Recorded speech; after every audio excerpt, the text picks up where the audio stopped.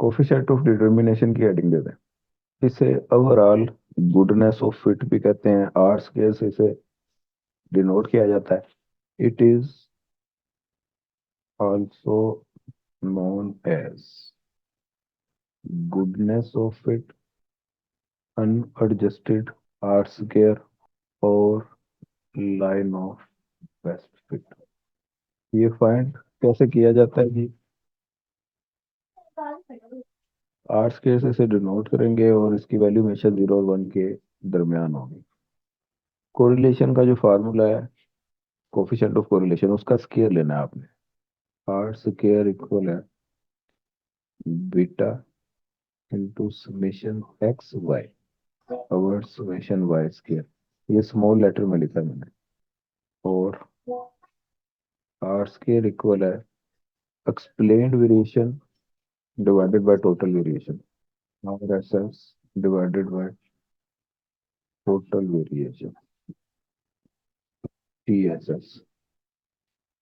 Note the value of R square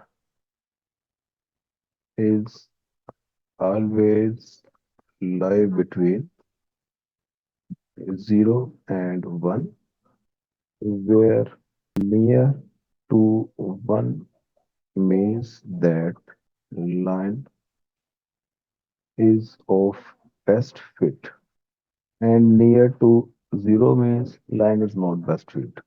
अब ये percentage variation दिखाता है इंडिपेंडेंट वेरिएबल में।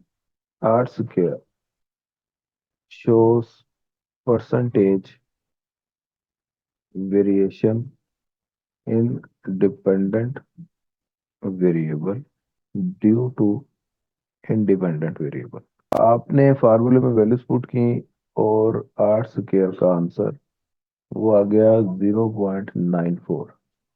तो ये 1 के करीब है।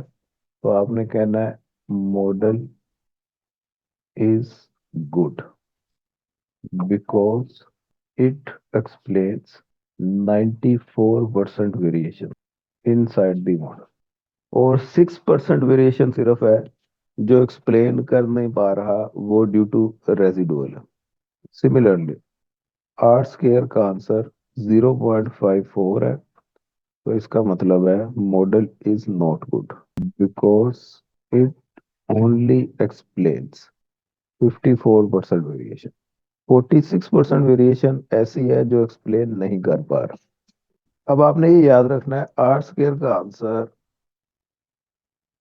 0.8 और ग्रेटर हो तो इसे कहना है कि लाइन ऑफ बेस्ट फिट है या मॉडल इज गुड। और आर स्क्वायर लेस देन 0.8 हो जाए तो मॉडल इज नॉट गुड। तो 0.8 पे भी 20% वेरिएशन ऐसी है जो एक्सप्लेन नहीं कर पा रहा। तो ये भी कोई इतनी अच्छी बात नहीं है, लेकिन कम से कम 0.8 तक अगर आर स्क्वायर का आंसर आ जाए तो आप इसे कहेंगे कि मॉडल ठीक है। उसे नीचे आ जाए तो मॉडल ठीक नहीं है। अब ग्राफिकली इसे अगर आप दिखाना चाहें तो इसका क्या मतलब हुआ लाइन ऑफ बेस्ट फिट का, ये देखें जी। फर्ज करें ये आपकी एक्चुअल लाइन है जिसे वाई कहते हैं। एक आपकी एस्टिमेटेड लाइन है, जिस तरह आप रिग्रेशन निकालते हैं, रिग्रेशन आपने फाइंड कर ली है y equal to a plus b x करके। ये इक्वेशन आप एस्टिमेट करना जान चुके हैं।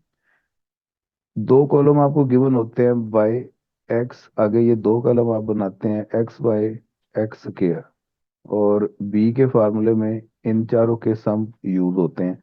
तो आप बी फाइंड कर लेते हैं, ए फाइंड कर लेते हैं, रिग्रेशन इक्वेशन निकाल लेते हैं।